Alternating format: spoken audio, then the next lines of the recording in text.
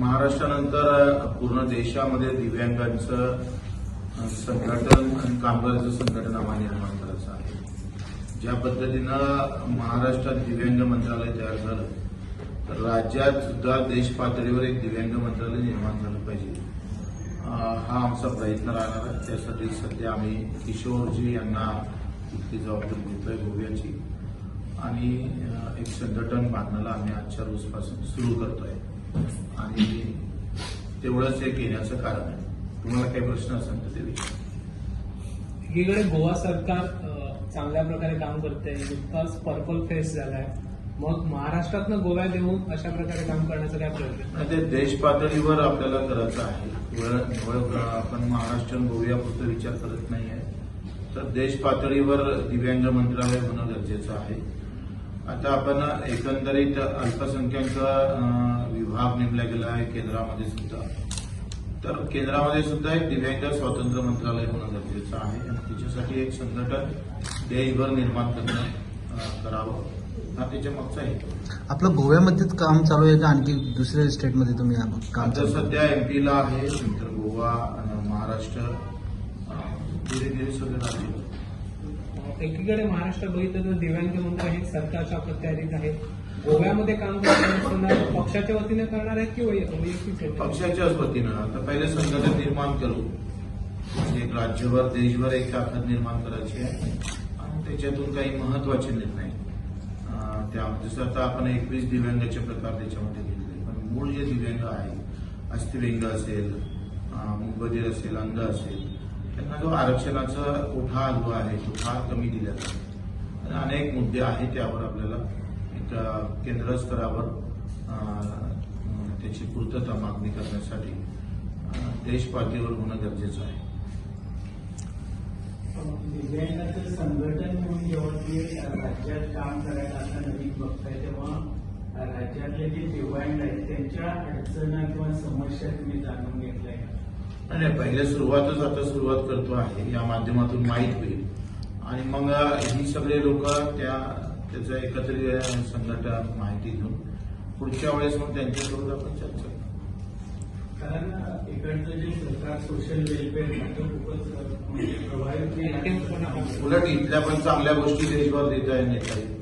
होऊ शकतं का सगळ्या राज्यातल्या चांगल्या चांगल्या गोष्टी आहेत. जसं आता महाराष्ट्रात पहिलं दिव्यांग मंत्रालय झालं, तसं इथे पण गोव्यामध्ये ज्या चांगल्या गोष्टी आहेत त्या राज्यभर देशभर नाही करत.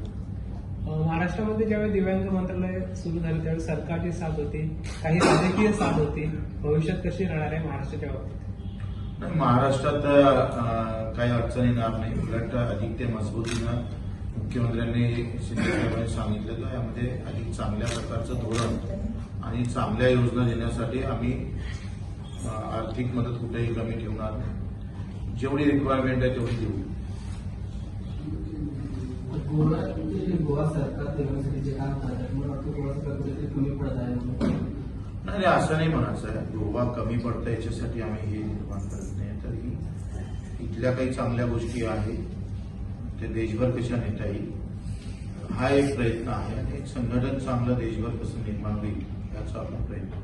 एकीकडे संघटनेचा विचार करत असताना कुठेतरी प्रहार जनता शक्ती पक्षाचा गोव्यात प्रवेश होऊ इच्छित आहे?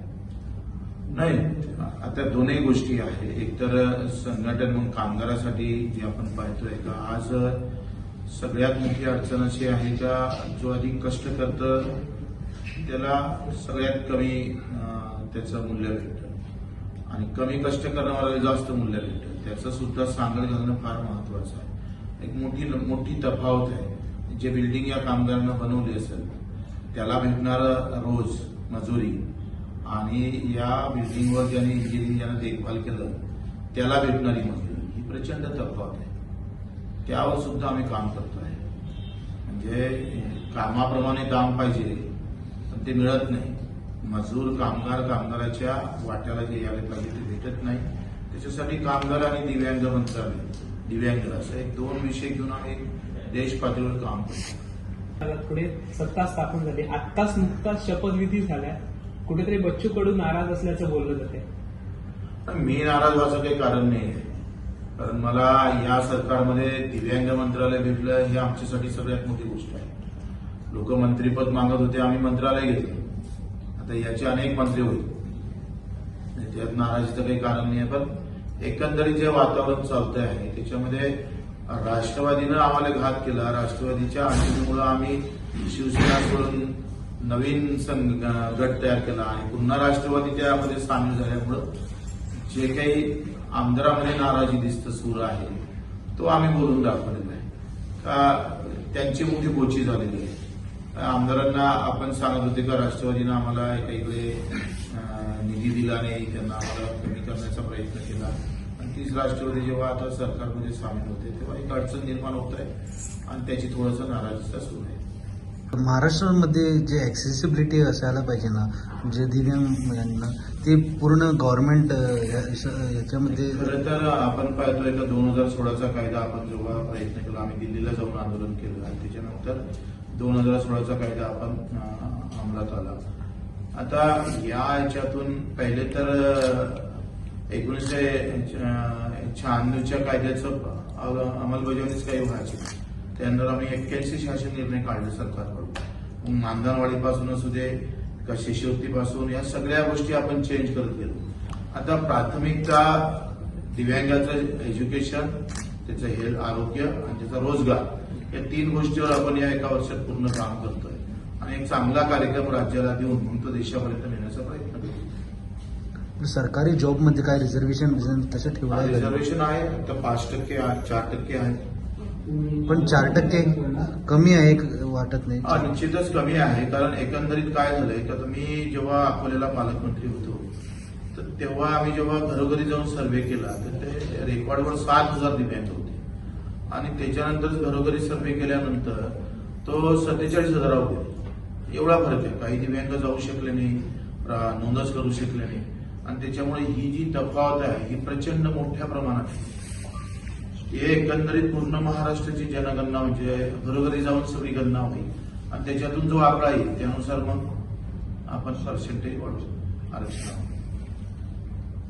गोव्यामध्ये तर काय कमी असं वाटतं आपल्याला?